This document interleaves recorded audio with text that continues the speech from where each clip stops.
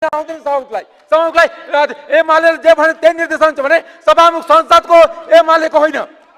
हो त एउटा कुरा के भने बजेट पनि नजाने बोल्न पनि नपाउने हामी पनि जनताबाट आएको हो। अनि राष्ट्रपाललाई पहिले जस्तै होइन बजेट किन गएन त्यो मलाई कारण देखाउनु पर्ने। बजेट देशमा तपाईको दायामाले आएको होइन, तपाईँ जसले आएछ तपाईँ त्यही प्रक्रियाबाट म पनि आएको हो। अनि तपाईँले दायामाले यहाँ तपाईँले उठाइदिएकै होइन।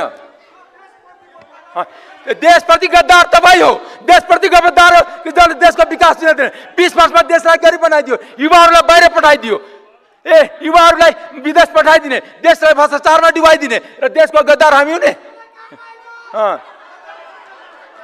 एउटा कुरा के भने यो गरेर हुँदैन। यो सत्तापछि जे बजेट लाग्यो भने त्यसलाई हामी मान्दैनौँ।